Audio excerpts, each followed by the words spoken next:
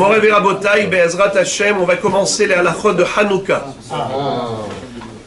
N'est-ce pas? Le mois de Kislev est déjà apparu.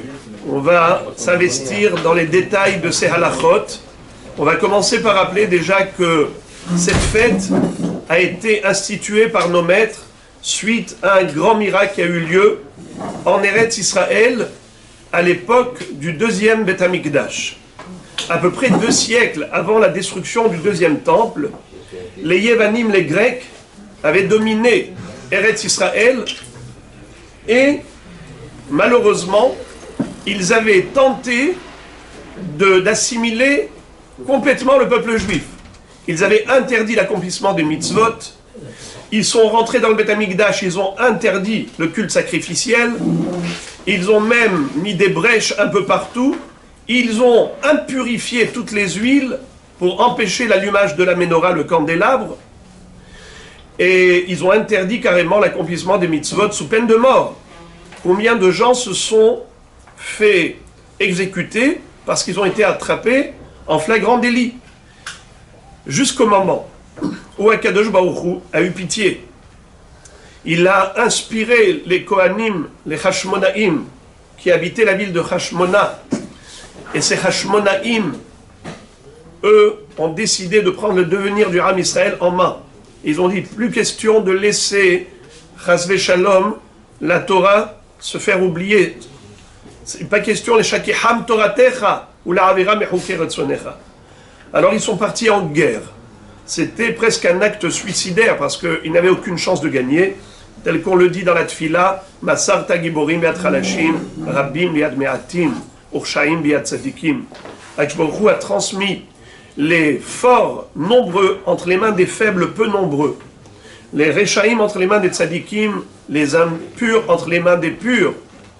Alors, Moray Verabotai, ça n'a pas laissé indifférents nos ancêtres.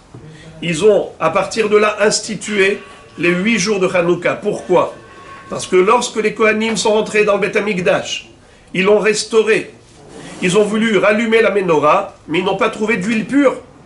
Toutes les huiles avaient été impurifiées par les Yévanim, par les Grecs, à l'exception d'un par katan hatum echotamo shel Kohen Gadol. Ils ont trouvé une petite fiole d'huile pure qui, elle, était encore scellée avec le sceau du Kohen Gadol. Et c'est avec ça qu'ils ont allumé la menorah. Mais la quantité d'huile qu'il y avait dans cette fiole ne suffisait que pour un seul jour, que pour une seule nuit. Et voilà que miraculeusement, ça a suffi pour 8 jours. Le temps d'aller fabriquer de l'huile pure. Et c'est pour cela qu'on fait ce souvenir extraordinaire de ce miracle. Eh bien, on allume pendant 8 jours aux portes de nos maisons. Dans toutes les maisons juives, de par le monde, depuis des millénaires, on allume ces Nerot Hanouka. Alors, est-ce qu'il y a une mitzvah aussi pour les femmes? Réponse oui. Bien qu'en général, mitzvot aseh shazman graman hashim peturot, les femmes sont dispensées des obligations temporelles. Hanouka fait partie des exceptions. Comme Purim d'ailleurs, la Megillat Esther, les femmes sont tenues de l'écouter. Les 4 coupes de vin, les femmes sont tenues de les boire. Eh bien, l'allumage de la Hanoukia aussi incombe aux femmes. Comment ça se fait? Nous dit la Gemara, Af hen hayu be'oto hanes. Elles également, elles ont partagé ce miracle. Qu'est-ce que ça veut dire, hayu be'oto hanes? Il y a un débat entre les Rishonim, entre Rashi, Rashbam et Tosfot, à savoir est-ce qu'elles étaient actives ou passives. Selon Rashbam et Rashi, elles étaient carrément à l'origine du miracle. Grâce à qui on a eu le miracle de Purim? Esther Amalka. C'est elle que Akadosh Baruch Hu a envoyé pour être le facteur déclenchant cette Géoula. Donc c'est tout à fait normal que les femmes soient concernées par la mitzvah de Megillah. Également, la mitzvah de Hanoukia, c'est grâce à qui? Grâce à Yehudit, la fille de Yochanan Kohen Gadol, qui avait décapité Holoferne, le chef d'état-major grec, en lui faisant croire qu'elle voulait répondre à ses désirs, puisqu'ils avaient décrété à l'encontre des jeunes filles d'Israël que toute fille qui devait se marier devait d'abord aller rencontrer le gouverneur grec. Elle est partie avec du fromage, avec du vin, elle l'a assoiffé avec ce fromage, elle lui a donné elle lui a donné à boire du vin. C'est comme ça qu'elle a enivré, elle a décapité dans son état d'ivresse. Eh bien, Morav et Rabotai, c'est la raison pour laquelle les femmes aussi doivent allumer les néros de Hanouka autant que les hommes. Afenayou beoto anes. Soit parce qu'elles ont été sauvées de ce danger qui les menaçait à elles personnellement, soit parce que Yehudit, qui était une femme, était à l'origine de ce nes, qu'elle a décapité ce Sartsava pendant son sommeil. Eh bien, elles sont chayavot, comme toutes les mitzvot assez, que bien qu'en général, elles sont pturot, mais ici, exceptionnellement, elles sont chayavot. Est-ce qu'il y a une mitzvah de faire des repas pendant Hanouka? Le Shulchan Aruch nous dit que, d'après la halakha, il n'y a pas de chiyuv. Il n'y a pas de chiyuv comme à Purim. Purim s'écrit la Sototam Yamem Ishte ve Simcha. Ça doit être des jours de festin. Pourquoi pas à Hanouka? À Hanouka, parce que il y a une différence dans la nature du danger. Le danger qui menaçait Israël à Purim, c'était la Harog, la Hashmid ou la Abed et Kol HaYehudim. Haman voulait exterminer physiquement le peuple juif. Le Nes a eu lieu, donc on a eu le sauvetage par rapport à notre corps qui a été sauvé. Alors le corps doit exprimer sa gratitude à Akadosh Baruch Hu par le biais des Serodot Mitzvah. Mishte Vesimcha. Tandis qu'à Hanouka, c'est qui était en danger? Pas notre corps, notre Neshama. Les Shakeham Toratecha, la Avira Mechukeretzonera. Ils ont voulu éteindre le judaïsme, pas tuer le juif. Donc, on doit faire, qu'est-ce qu'on fait comme mitzvot pendant cette fête? Non pas des repas, mais on chante le Hallel, on allume la menorah, la Hanoukia, et on chante Al Nissim, c'est-à-dire on récite tout ce passage de louange à Dieu pendant la tefila. Car les shana heret kevarum verasaum yamim tovim behallel behoda'a. Donc, a priori, il n'y a pas de chiyuv de faire des seroudot. Malgré tout, il est écrit dans les poskim que si on fait malgré tout une serouda avec une kavana de chanter des louanges à Akshbaru, et on chante des shirot et tishbachot avec Akshbaru, eh bien on peut donner une dimension de mitzvah à sa serouda. Surtout si on fait des divrei Torah à table, alors là c'est mamash comme une seroudat mitzvah, et c'est vrai que le Rambam a écrit Yeme simcha behallel. Le mot simcha, ça laisse entendre la simcha d'une serouda. Dans la Gemara, c'est écrit behallel vehoda'a. Il n'y a pas écrit simcha. Mais le mot simcha figure dans le Rambam. De là déduisent les poskim que d'après Rambam, il y a oui, en effet, une mitzvah de faire une serouda pendant Hanouka. Alors, la question se pose. Pourquoi est-ce que Akadosh Baruch Hu a permis aux Yevanim, aux Grecs, de venir dominer Eretz Israël et d'empêcher les Juifs d'accomplir de Torah et Mitzvot?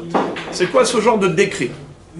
Lorsqu'on a fait des Averot et que Dieu nous envoie un Haman pour nous rappeler à l'ordre, nous ramener à la Teshuvah, nous ramener à la Torah, comme ça s'est passé, ils ont jeûné pendant 3 jours et 3 nuits. En effet, grâce à cela, il y a eu le grand miracle de Purim, mais on était menacé physiquement, parce que on a transgressé spirituellement la Torah. À ce moment-là, il y avait des raisons pour lesquelles Akadosh Baruch Hu a voulu Chas v'Shalom condamner Israël. Mais là, c'est le contraire.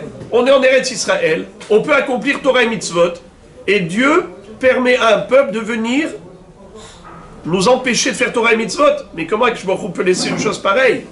Est-ce qu'il veut qu'on accomplisse la Torah ou Chas v'Shalom le contraire?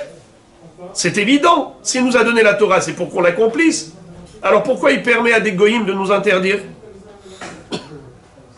Le Bach répond à cette question ainsi. Il dit que Akadosh Baruch Hu se comporte envers l'homme mida keneged mida, mesure pour mesure. Si l'homme veut se rapprocher de Dieu, Akadosh Baruch Hu lui en donne les moyens. Abalitaher mesayin noto, bederech shadam rotze lelech bah molichin noto. On aide celui qui veut se rapprocher de Dieu. Mais celui qui veut s'éloigner d'Akadosh Baruch Hu, Akadosh Baruch Hu dit, ben, très bien, je ne veux plus de ton service. Tu te détournes de moi, moi aussi je me détourne de toi. Nous dit le Beit Hadash, étant donné qu'à cette époque, Nitrashlu Bnei Israël min ha'avoda, ils ont arrêté de faire des korbanot. Ils ont arrêté d'exercer le sacerdoce dans le Beth Amikdash. Les Kohanim se sont relâchés. Comme ils se sont relâchés dans le culte sacrificiel, Akadosh Baruch Hu a dit, eh bien maintenant les Goïm vont vous interdire carrément de faire la avodat à korbanot. Vous ne voulez pas de mes mitzvot, eh bien les Goïm viendront vous interdire l'accomplissement des mitzvot. Lorsqu'ils ont fait Teshuvah, cette Teshuvah s'est exprimée, s'est traduite par le sacrifice de soi, le don de soi des Kohanim d'abord. Les Kohanim, les Hashmonaïm, qui étaient les représentants du Ham Israël auprès d'Hachem, en disant on veut ta avoda, on veut restaurer le Beth Amikdash, on veut renouveler les korbanot, et on veut que Ham Israël puisse continuer de retransmettre le flambeau de la Torah aux générations à venir. Quand Akadosh Baruch Hu a vu leur volonté sincère de se sacrifier pour Dieu, eh bien il leur a ouvert les portes de la réussite. Il leur a accordé son aide céleste.